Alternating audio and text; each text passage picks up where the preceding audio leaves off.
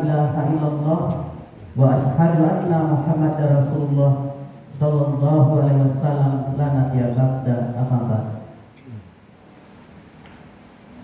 Yang sama-sama kita hormati Bapak Ketua Pengurus beserta seluruh pengurus Masjid Iman yang dirahmati Allah, Bapak, Ibu-ibu, adik-adik kami, seluruh jemaah Masjid Iman yang mudah-mudahan hari ini tetap diberikan kekuatan oleh Allah untuk dapat menyelesaikan ibadah puasa di bulan Ramadan 1443 Hijriah ini.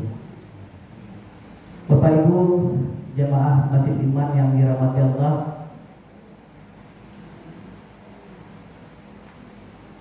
tausiah kita pagi ini, karena ada adik kami yang mencatat, mungkin judulnya adalah bekerja merupakan bagian dari keimanan.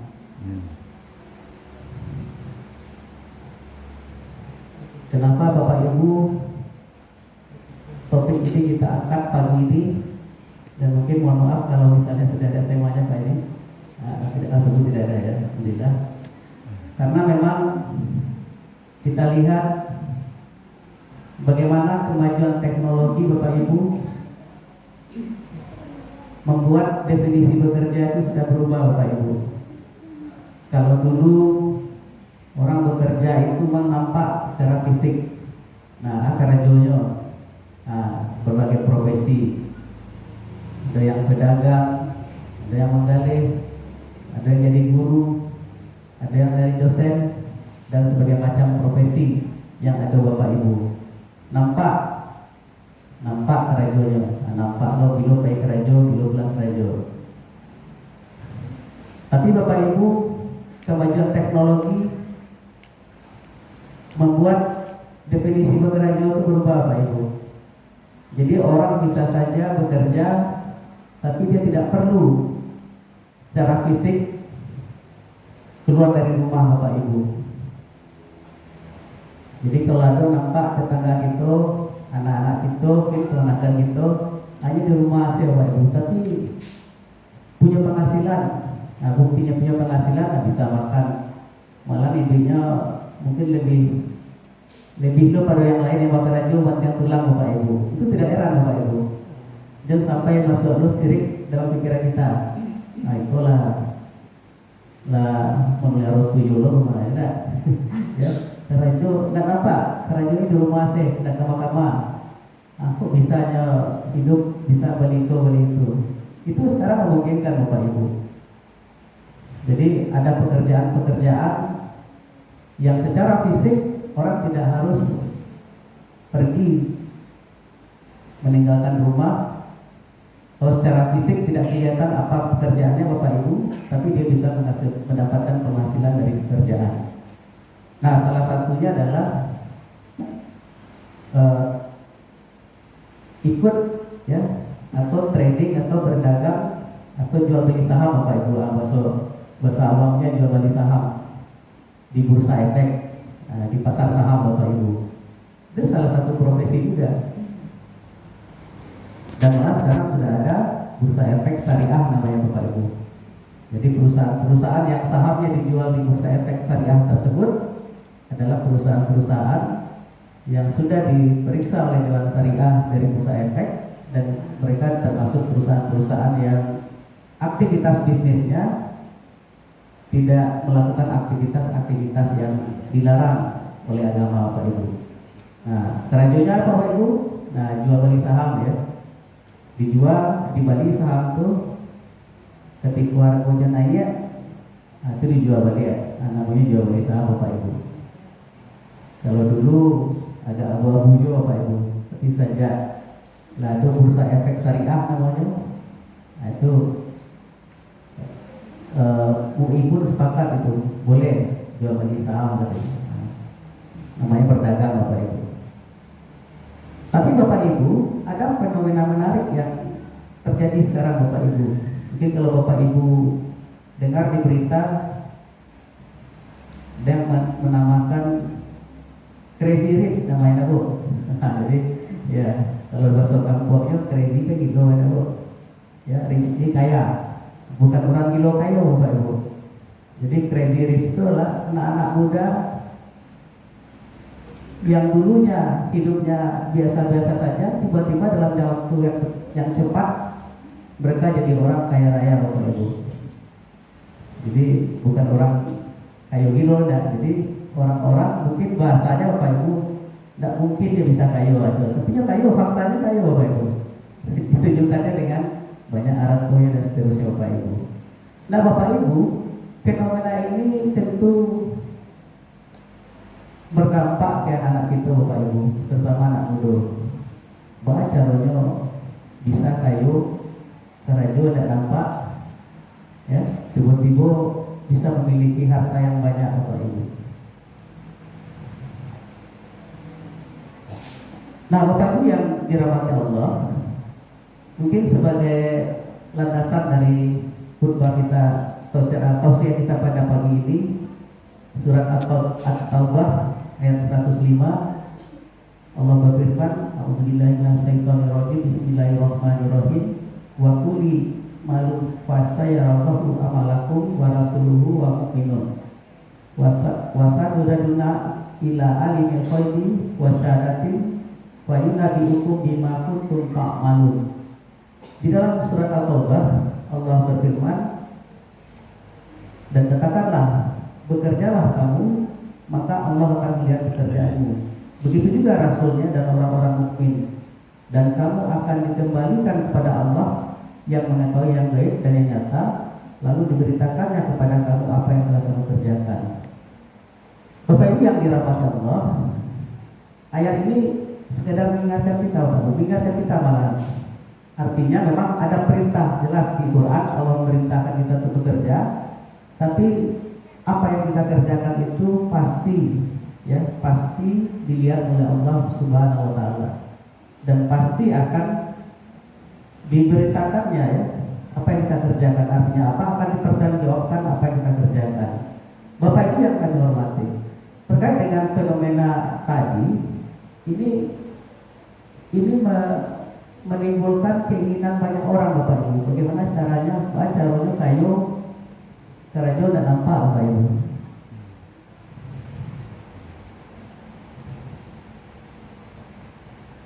Dan malah Bapak Ibu ada yang mengatakan kalau kerajo fisik yang tidak bantu yang di kerajuan nampak orang ketahuan, ya, macam-macam lah kerajo yang tidak bantu Bapak Ibu, tapi nampak secara fisik.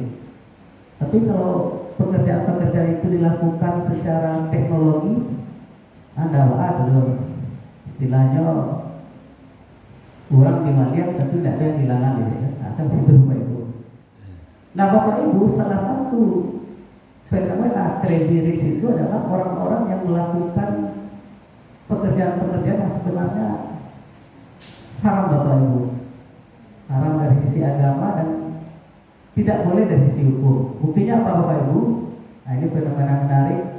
Mungkin 3 bulan yang lampau kita lihat dengan bangganya dia memberitakan malah Bapak Ibu ada yang dikasihnya uang 100.000 rupiah tiap orang yang ada lampu merah Bapak Ibu. Salah satu tokoh crazy rich yang ditangkap sekarang oleh kepolisian Bapak Ibu.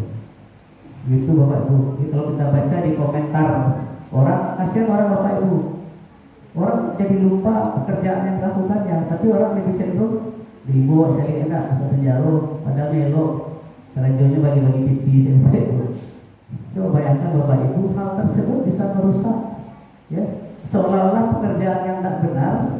Lalu kalau misalnya kita donasikan, kita berikan ke orang lain, seolah-olah itu menjadi penghapus pekerjaan yang tidak benar itu Bapak Ibu. Bapak Ibu yang dirahmati Allah, apa pekerjaan mereka Bapak Ibu? Rupanya main judi Bapak Ibu. Jadi kalau saham tadi Bapak Ibu, ini memang ada 2 pendapat juga. Kalau kita main dengan ilmu, itu ada ilmunya Bapak Ibu, makanya ada mata kuliahnya Pak Ji.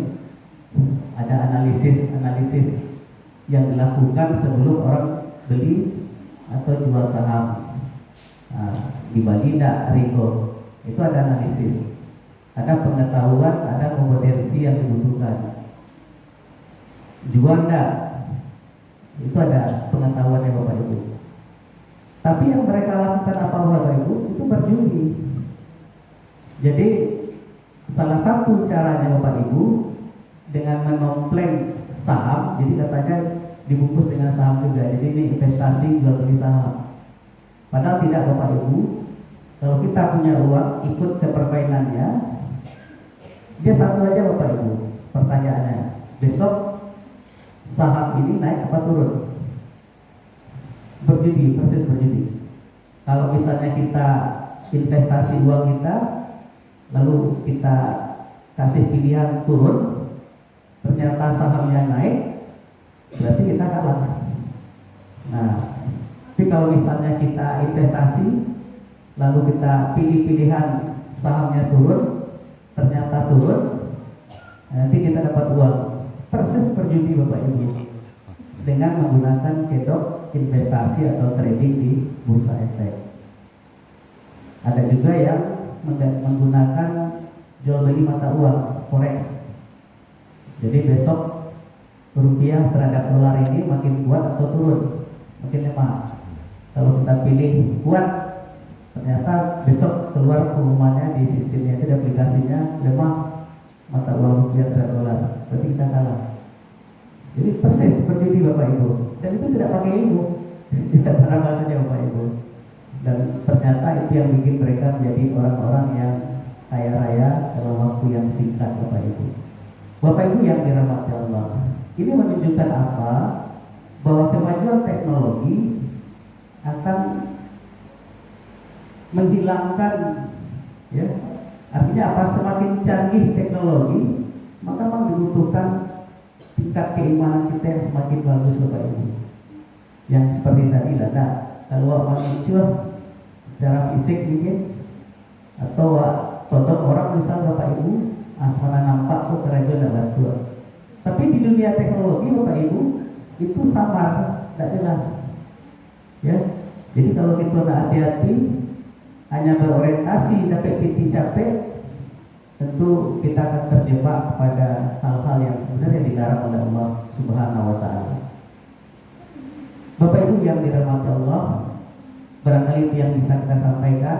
Singkat cerita, hati-hati Bapak Ibu. Jadi kalau itu anak-anak kemenakan itu, ya sasar mahasiswa juga Bapak Ibu. Mahasiswa itu 2 juta di Indonesia. Yang biasa pikirnya 100.000 orang sehari, ibarat ke Bapak Ibu ya. Lembaran dapat dengan Bapak Ibu. Dan tentu kita juga waspada ya, kalau ada anak-anak kita, adik-adik kita yang tidak bakal rajin nampak secara fisik, pipinya banyaknya Bapak Ibu, tanya lain ya, aku tuh bisnis dia, tidak apa-apa Bapak Ibu. Mudah-mudahan dia bermain di bisnis investasi yang tidak melanggar aturan agama, tidak melanggar aturan hukum. Tapi kalau misalnya main itu, Bapak Ibu bisa juga pelajari, buka lagi ternyata wajib. Aku tuh main investasi di itu, rupanya main judi rupanya Bapak Ibu.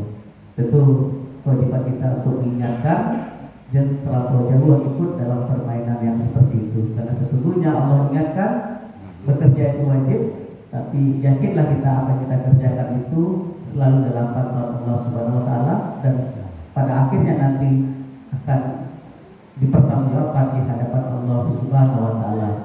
Dan jangan sampai berpikir karena jomblo diselesaikan dengan cara bersedekah, baik pak bersedekah, murah-murah seorang, enggak, itu bukan dalam agama.